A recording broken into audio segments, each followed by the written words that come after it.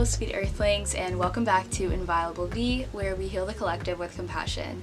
So today I wanted to make a video about eating in college, my meal prep, how and why I do what I do, and some tips if you're looking to get started, even if you're not living in a college dorm, or especially if you're not living in a college dorm. This is kind of just a general meal prep video. Okay, so the first thing I wanted to talk about was a little bit about why I meal prep and why I'm even able to. So I'm vegan and gluten-free, and I have a lot of food sensitivities, so eating in the dining hall, there's a possibility for cross-contamination. It just really messes with my stomach and messes with my body, so I prefer to make my own food, and I just love cooking in general and anyway, so it's no problem to me, it's no issue to me, and it's a priority for me, so I'll make time for it. But part of the reason I'm even able to do this is because of my family. So they live only about an hour away. They're able to come every weekend and pick me up and take me grocery shopping.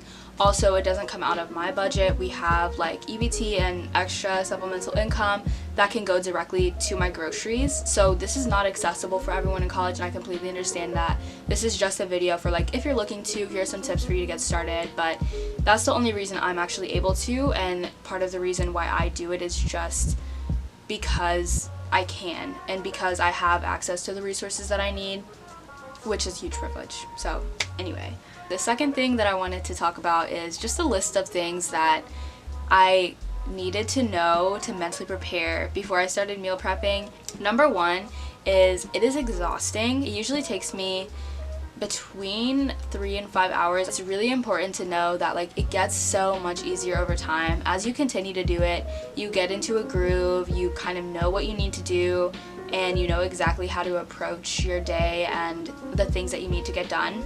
So that's why for me it's shortened from, I think the first time I did it in my dorm, it was close to 5 hours. That drained me, that took all of my energy, but now today it took me a total of probably 3 hours to get everything ready and put away. So it's just gotten a lot easier, and I'm not exhausted after doing it, so it just takes time. It's just a practice, and it does get easier. Number two is it is a really large commitment. If you're looking to make this commitment, do something where you're gonna force yourself into actually sticking with it, because it's really easy to start it and be okay, this is a little too much, which is totally fine. If it is too much, you don't there's no reason for you to continue doing it if it doesn't fit in your schedule. But if you want to make the commitment to stay with it and you start it but you have a way out, then it's gonna be a lot harder for you to stick with it and for it to get easier, because you stopped right when you started. So what I did was I canceled my meal plan with the school. I knew that if I didn't have a meal plan, there would be no excuses for me. There's no way that I would be able to not meal prep every week because I wouldn't be eating. So that was kind of forced me into having to show up for myself every week and finish doing this. The next thing is it will be expensive when you first start. But it gets a lot cheaper again over time. Whenever you first start getting your foods together, you're buying stuff in bulk, or it's important to buy stuff in bulk. So if you can, and if you know this is something you're going to be doing, just get as much stuff as you can of non-perishable goods, so rice, quinoa, maybe some canned goods or things like that. That really won't go bad for a while. That's going to make your bill look a lot more expensive, especially if you're getting a lot of that stuff, but over time it will get cheaper because you won't be buying those things every week. If you're looking at it at the beginning and you're I could literally spend less money eating out every day, it seems like that at first, for sure, but it gets a lot cheaper over time, and the payout is so worth it. Another tip that I have is to just make it easier for yourself.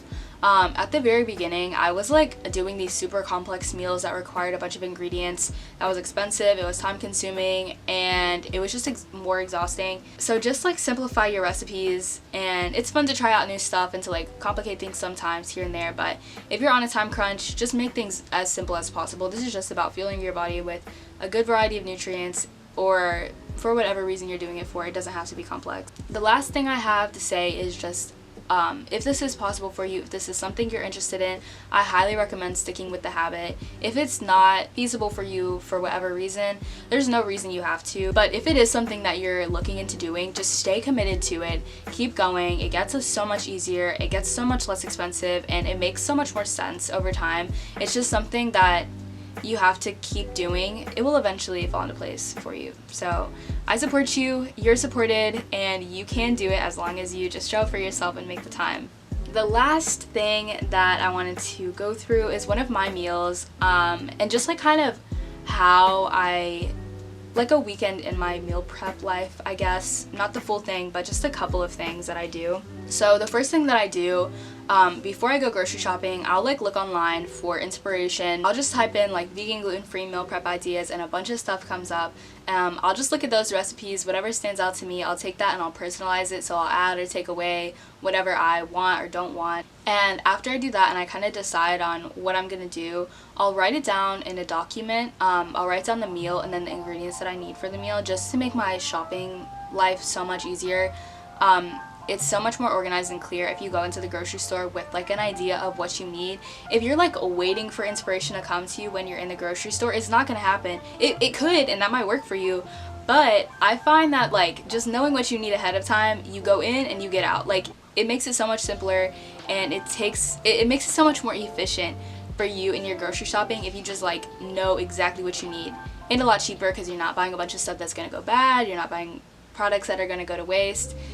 It's just better overall if you have a plan.